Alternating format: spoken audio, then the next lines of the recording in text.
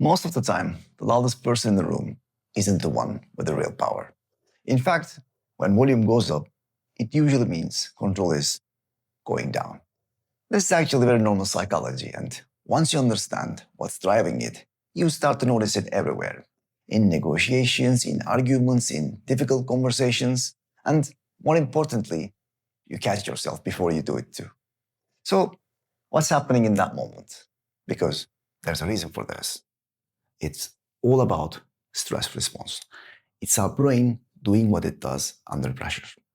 If you watch closely, you can see it everywhere. When people feel in control, they don't need volume, they don't need force, they don't need pressure, because real control doesn't need to prove itself.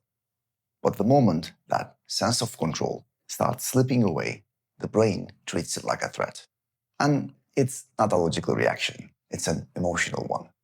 There's actually a name for this in psychology, amygdala hijack. It's that moment, emotional part of our brain moves faster than the thinking part. And when people feel under pressure, they start speaking faster or louder. Think about like this. You're in a meeting, someone challenges your idea. At first, you answer calmly, you stay composed, but then they come back again, and in the meantime, you feel it. Your point is still the same, but your tone isn't. And that's the painful part. You can feel yourself slipping while you're still trying to hold floor. The reality is, most of the time, getting louder is not power. It's internal instability showing up in your voice. After years of high-tension meetings, one line from Mehdi Hasan stuck with me. If you lose your calm in a conversation, you've already lost the argument. Because here's what people actually feel when someone raises their voice. They don't think, wow, they must be right. They think, why are they getting emotional? Let's say you're in a meeting. Instead of saying, look, I already explained this, and if you just look at numbers properly, you'll see that this clearly makes sense.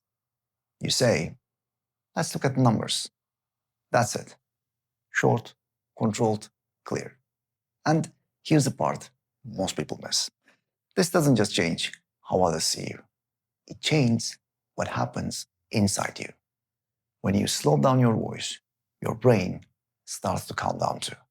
So instead of your emotions driving your words start steadying your emotions. You stop trying to win the moment and you start controlling it, because the person who controls himself often controls the room. So the next time you feel the urge to speak faster or louder, use the power of the pause and ask yourself, am I trying to prove something, or am I trying to stay in control?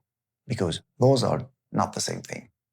And the people who understand this don't just communicate better. They stop needing to compete. Because when you're truly in control, the room adjusts to you.